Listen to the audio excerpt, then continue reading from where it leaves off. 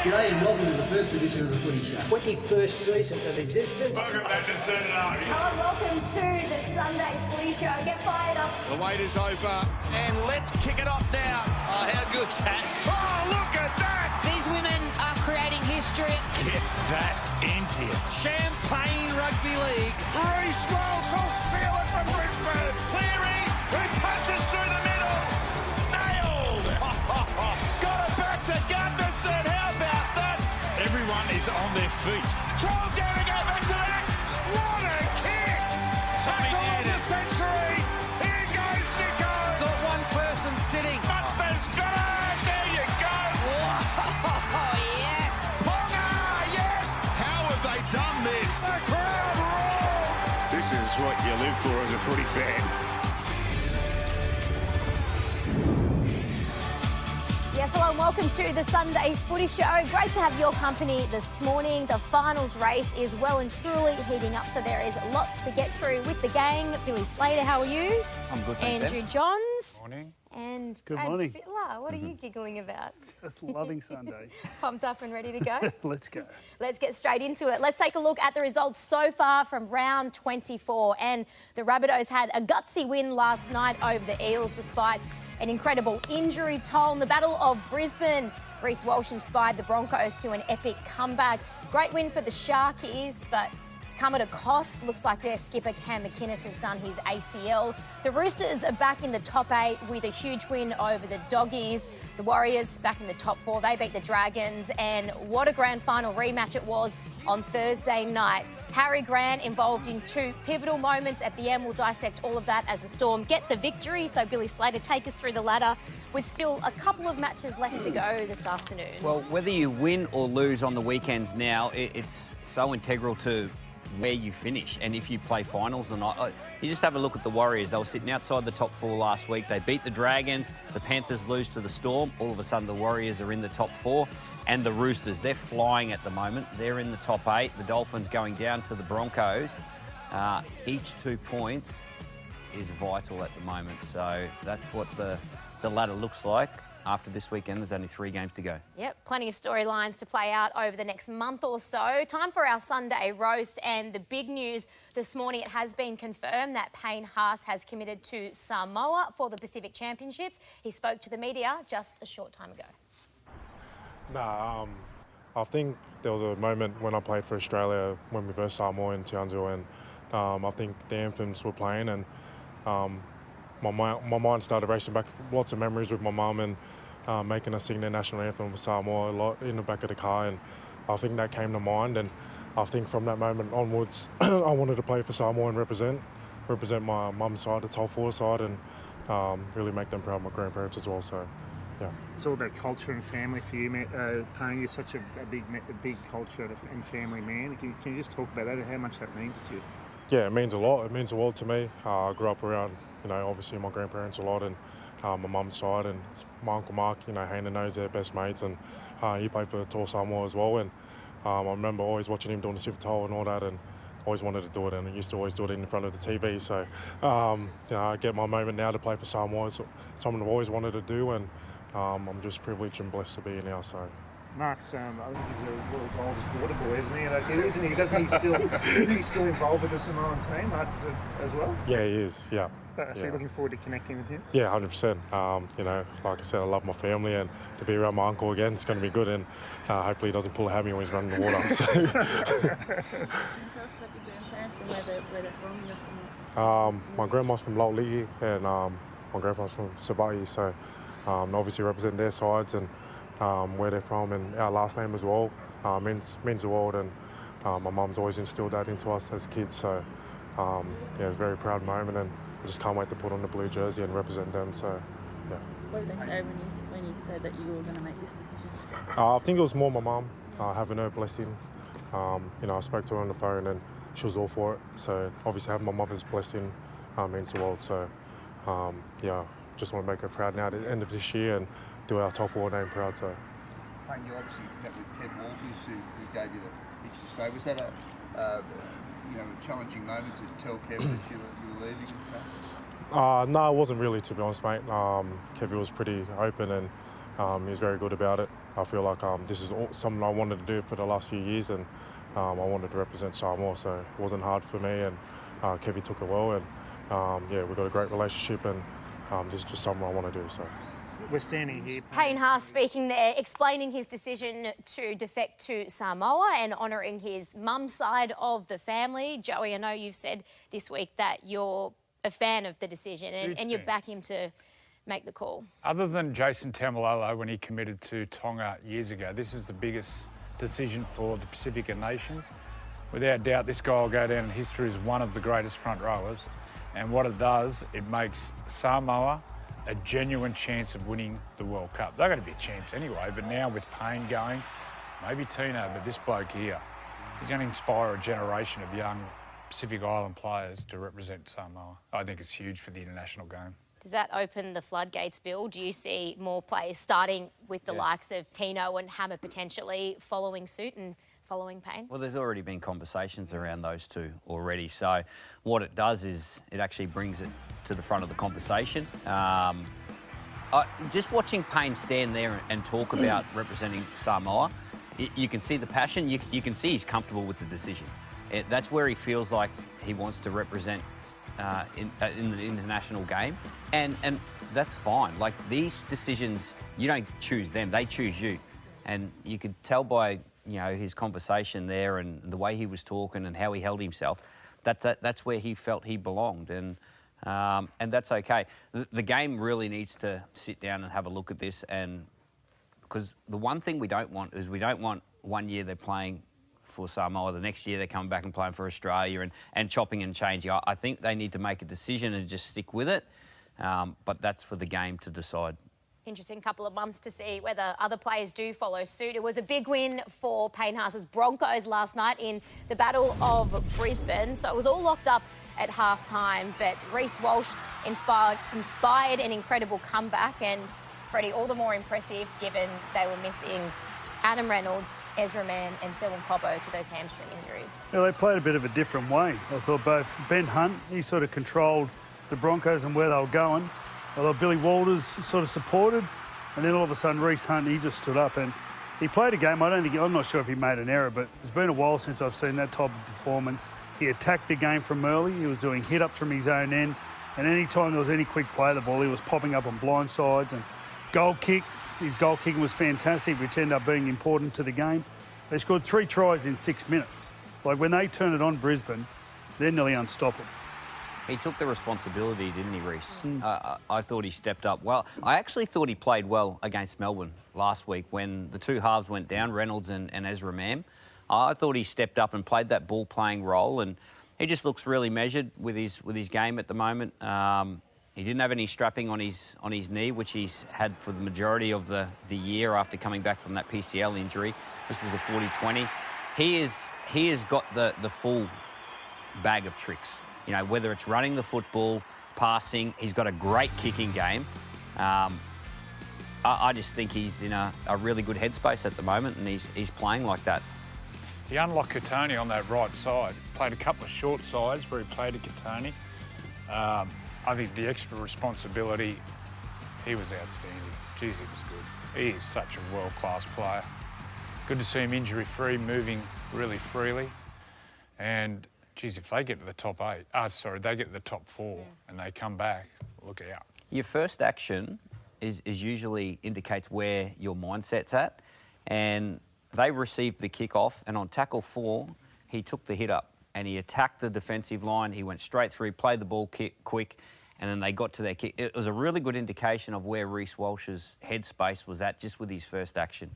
Not many teams could have a replacement halfback called Ben Hunt, right? And Billy Walters, we forget that, you know, he's played there a bit in the half, but they looked great together, didn't they? Well, they defend good. So let's start with the defensive side of things.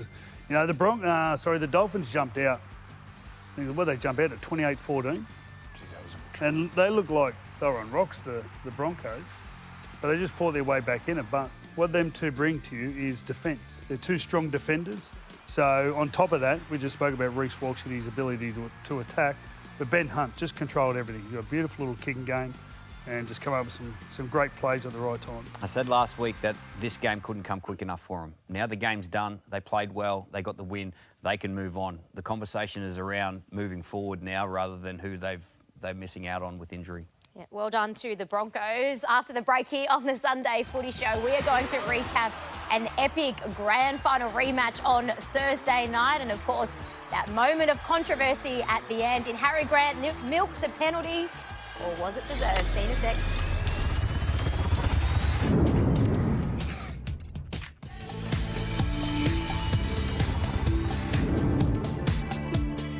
Grant's got an option of Peasant and Munster. Oh, he could dummy and score a try himself. Harry wins it for the Storm. Golden point greatness for the champion number 9. Oh, yes, Harry Grant, the crafty little hooker, tricked all of the Panthers and got an epic victory for the Storm. But perhaps the bigger talking point was just moments earlier when Nathan Cleary slotted that field goal, and then Harry Grant, whether you want to argue he played for the penalty and he milked it, this is divided opinion, Freddy. Well, he did play for it. Well, he definitely played for it. But to the letter of the law, well, Moses was fair. Moses is in the position and he does move. It does send out a message that pretty much you can't be in front of a kicker now, because if you are anywhere in front of a kicker, he leans. The defence will just run at you. And that's what's happened in this situation. Well, it all depends what you want to argue. Do you want to argue, was it a correct decision? Like, at the end of the day, it was the correct decision because you can't do that. Or do you want to argue you don't like the actions of Harry Grant? You know, they're two different conversations, I believe. Should we change the interpretation or the rules so that, because Harry did... Well, you're not allowed to do that. Leave the game alone. Stop changing rules. Well, that rule got changed last year. Yeah. So the blocking rule. But yeah, if you listen to Penrith, they talk about the blocking rule was brought in when people stood at the ruck, nearly offside, and blocked the markers from running out.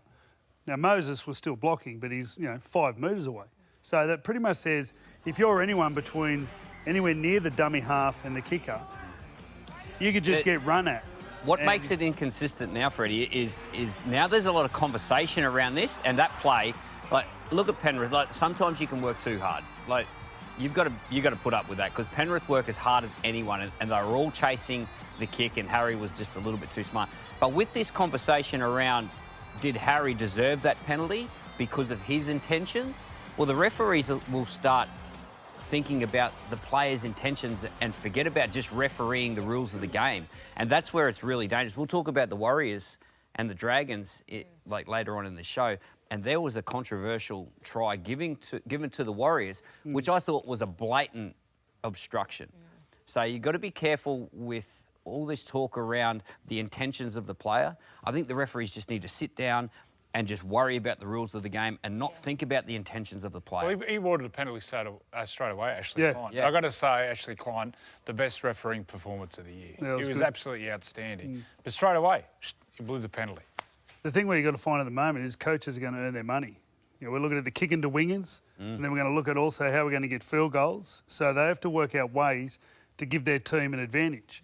Harry gave his team an advantage, and he got the result. So good on Harry. Do you think that could possibly be the grand final in about that's standard 6 weeks' time? Compared to any other game this year, that was just below Origin intensity. No Isaiah Yeo, no Pappenhausen, no Hughes as well. Yeah. I think they completed 89%, 85%. Penrith come up with a few late errors. So that was Origin and above quality. Tough conditions. Yeah, wet.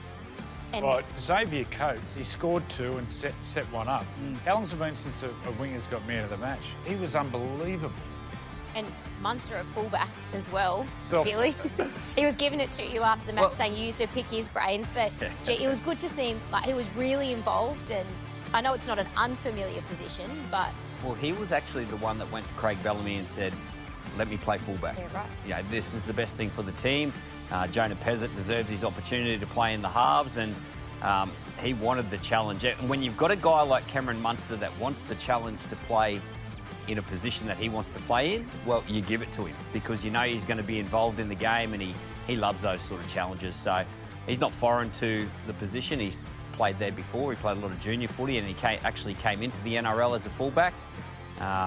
But yeah, he was wonderful. Marion Seve playing with the goggles on, I got to say, absolutely sensational. Yeah. Did he nearly lose an eye? Yep, he was very close to losing his eye. And so, he would have thought his career's over. Yeah. But to play, I thought it was incredible.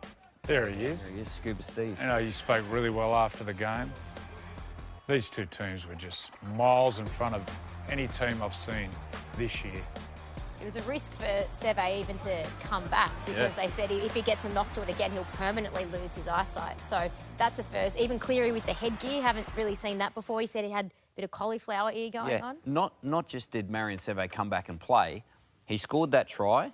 That was really important, and he made that defensive play just before Coach took the intercept and ran the length. Like he came up with some big plays, Marion Seve, and he's worked his way back into the NRL team. He's earned that opportunity, and he's obviously a highlight with the goggles, but he's doing a great job for him. Welcome back to the Sunday Footy Show. What an epic match it was on Friday night at Allianz Stadium. This had a real finals feel to it, and Freddy, your Roosters made a real statement, and they are back in the top 8, baby. How good? Yeah, they sure were. Had 3 front rowers start the game. They were very aggressive, although they got on top very early in the game. Although the Bulldogs scored early, Sam Walker just got to work. A couple of really beautiful kicks, beautiful pass. And that man, Daniel Tupou, he had them guessing. They went in with a plan, and he just beat their plan. Scored 3 tries.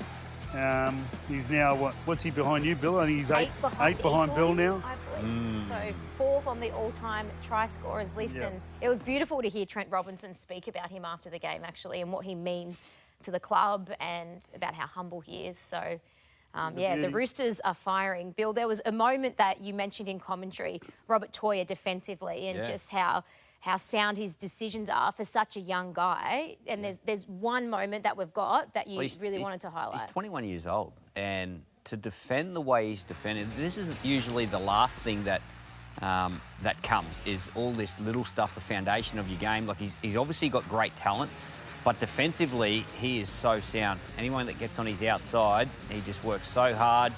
He covers the guys on his inside shoulder, like kick out there. Just look here. He always makes his tackles, and he's doing a great job. He's a big reason why the Roosters are playing the way they are without the football. Just watch how he moves, off the football. Like, he's a wonderful defensive centre, and he's only 21 years old. And sometimes he gets the talent and he gets the opportunity to outlay his talent with the football, and sometimes he doesn't. But he's a very consistent defensive centre, and that's going to go a long way in September. Is Sam Walker the difference for the Roosters? I mean, I know it took the young players a while to get used to the rigours of week in, week out first grade, but it seems as soon as Sammy Walker was back in that team, they just went to another level. Well, the stats for his try assists are absolutely off the charts, considering how many games he's played.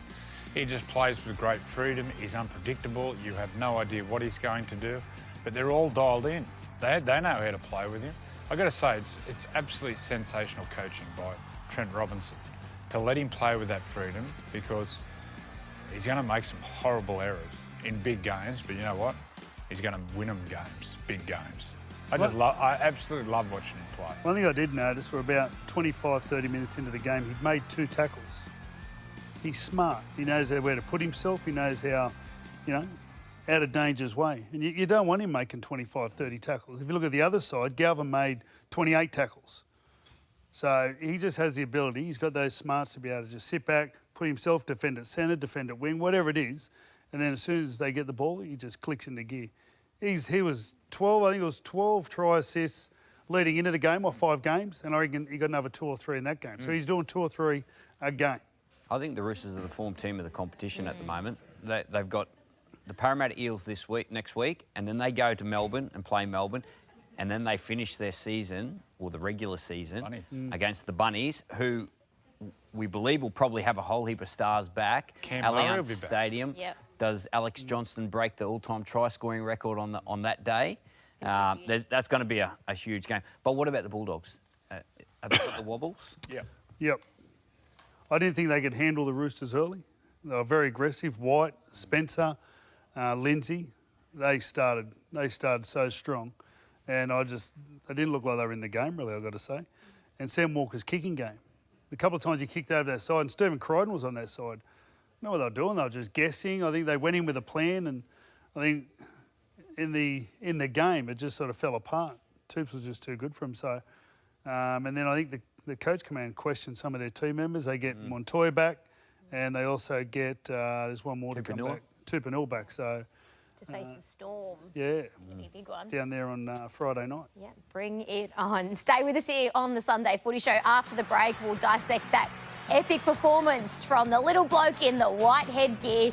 He was man of the match from here to Mars, Gus said, Jai Gray. We'll talk about that and a bittersweet victory for the Sharks. Cam McInnes has done a suspected ACL.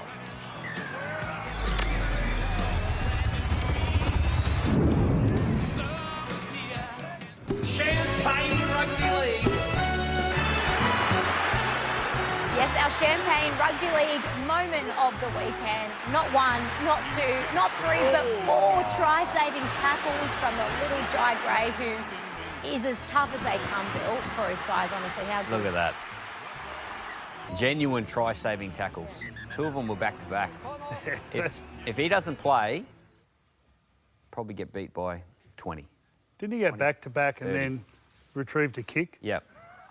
Yeah. He. What a gun. I called the game with Gus. Gus What a loves him. gun. I think he's Gus's favourite player.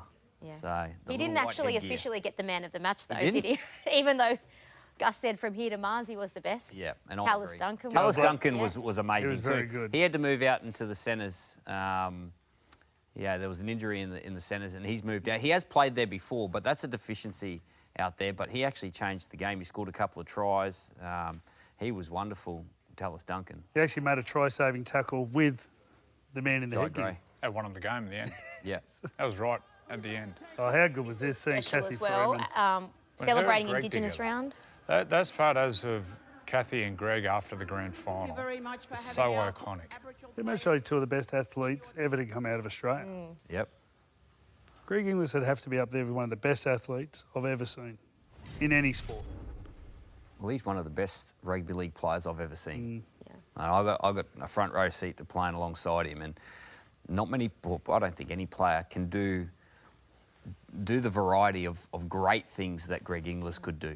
You could put any number on his back from 1 to 13, and he would excel. Well, Probably nearly be One of Clive Churchill of 5'8". 5'8". Totally out of position. Yep. With Kathy, I remember seeing her run. Now, talk about pressure. Like, you know, athletes always talk about pressure and handling the pressure.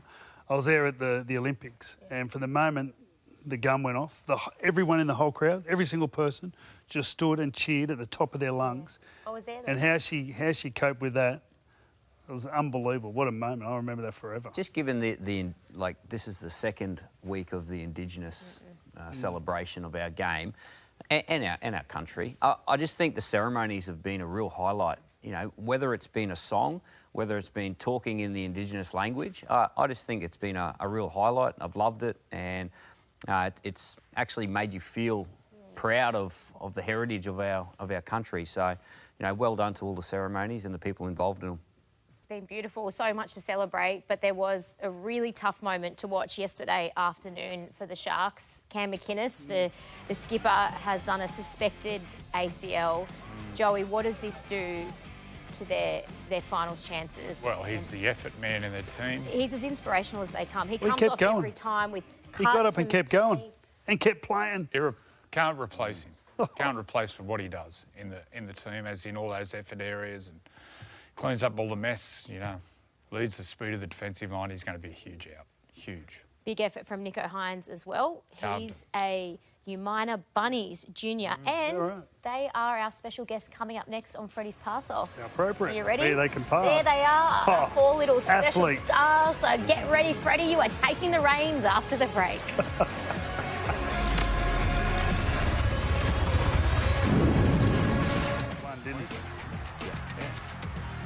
Here we go. How appropriate, Nico Hines. His little dance. How appropriate. We get Nico Hines Junior Rugby League team. Who we got? We have Eli, Boston, Max, and Archie. All right. How you going, lads? Good. Good? You ready to go? Yes. Do you like Nico? Yes. How good's Nico going at the moment? Good. Yeah. Your minor bunnies, how's the club? Yeah, How's the health? so we have 32 teams with 500 juniors, and they're all really enjoying their footy. Yeah. And we got lucky, got some games in with the wet weather, so they were all happy. Yeah, good. Give us some of the famous players to come out of your minor. We've got Hino, Chris Hynington. Chris Hynington, Nico Hines. We had a couple of years where Mark Geyer. Mark Geyer. You got out of 90 kilos, did you? When you said you might? All right, who's up first? Everyone's going to throw Eli. for 15 seconds. Eli, come here, mate. Eli, come up here, buddy. The rest of you got to help. All Come right. around here, boys. So as many collect the balls. Nice. We might need some help off some of the not parents. yet, not Yeah, yet. Boston, you go over that side. So who's next? Boston. All right. You come around, because you're up next. go, You just Bruce. come here, you go around there. Max, you go on that side. Yeah? A little bit organised cast. Ready? 3, 2, 1, go. Let's go. Quick, quick. Yeah, this good one, start, this good one. start, good start. Nice boy. Yeah, Bill. Yep. Keep going. Quicker, More. quicker. Hell yeah. Quicker. And again, Yep. and again, Yeah. and again, and again. Yes. There we go. Boy. Yeah. One in the head for the bunnies. And another one. Time, change. That's all right. Okay, change next. Let's go, Who's Boston. next? Oh, that's a boy. Changeover, You good know, changeover. I'm going to go next. Yes. Oh, go, rimmed buddy. out. Yeah. Yep, Oh, good pass. Yep. Oi, Freddy. yep. And again. Keep going. Yeah, change. Let's go. You'll go. Quick, another one. Boston, you Who's go up? over there. Have a shot. Max, go around. Go. Nice. Oh, yeah. Max, Bit lower. come around. Keep going. Nice. Keep going. 3 to go. Couple more, one more. That's the one. Yeah. Next, All right, next You're one. in. Let's go. Here you go, buddy. Fire it through there. Here we go. There we Yes. go. Finish with a It's bang. like Kathy Freeman at the end of a relay. You get your best Yeah, at the nice. end. Oh, yeah. We're You playing lock here. can't miss. Ken Murray. Oh, there we go.